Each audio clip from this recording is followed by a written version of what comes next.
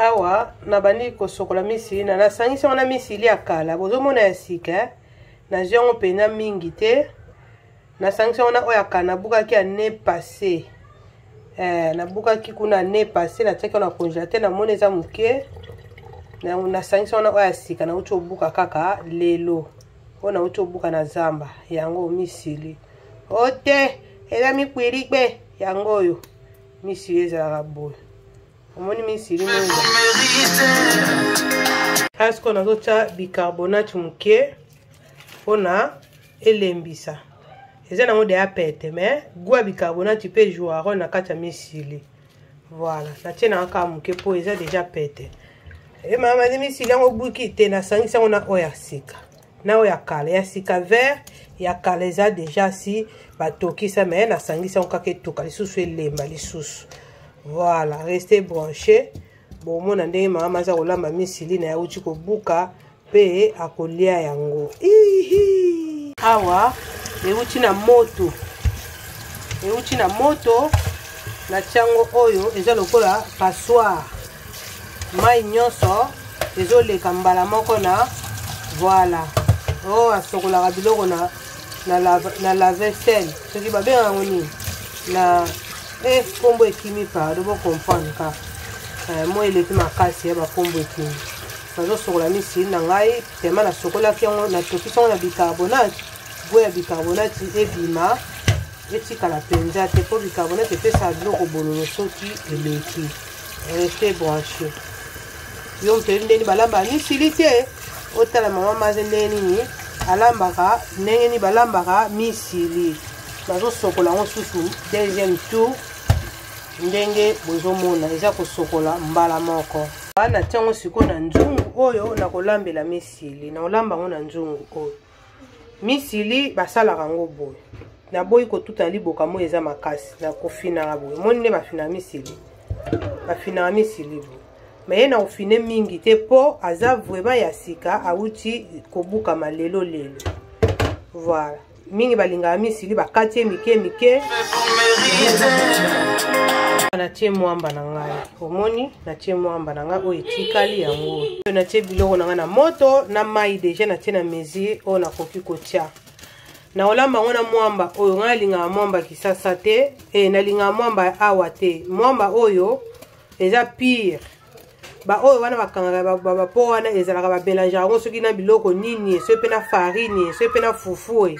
mais oyo pene ezalaka vrai mwamba oyoka mpe na goût na biloko sukali nalambelaka mwamba oyo fo kofina bomoi nde nafini yango ye balambaka ye nyonso mbala moko alebandi kotoka sikoyo nakotia mai nazofilme nga moko yango moni bozomona pene elongi na nga te natie mai natie tomate na nga ya mbuma natie na matungulu ai pe eza deja na kati bomoni voilà ai pe deja si natie na tomate ya mbuma na matungulu etikali siko natia mafuta mbila na mbisi ya kokauka etoka mbala moko tuka na famille natie nyonso natie mwamba natie mbisi ya kokauka mafuta mbila yango oyo bomoni mungwa na nga na goût nini babengi nini kibi magie na ngai donc siko natika yango esala nini etoka okomona résultat suite nango après nakangi nzungu na ngai voilà etoka siko awa sikoyo nano ebeli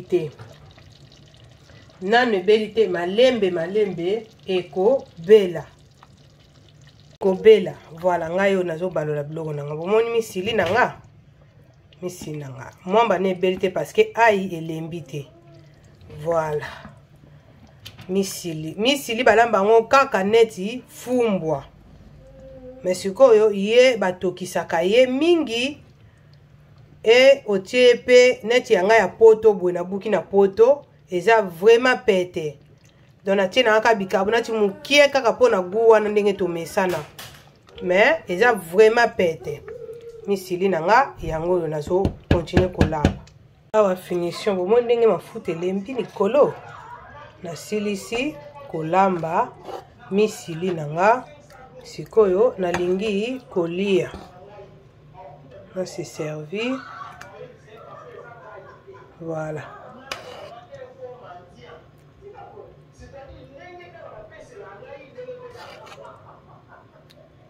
namoni luto munene te bandeko presse ya nzala na luto muke kaka nazotoka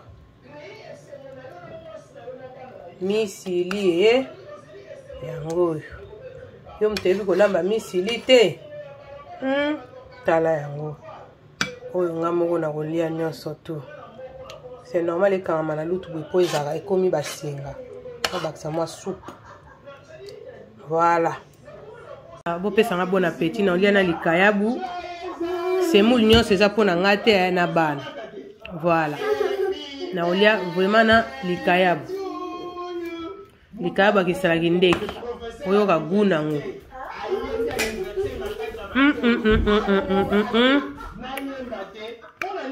Si vous avez aimé, commentez, likez, partagez et abonnez-vous massivement. Kolamba misili eza nango facile. Hein? Moi le kayabu ça moi bien mungu ana. En tout cas, nous moni. Bila on a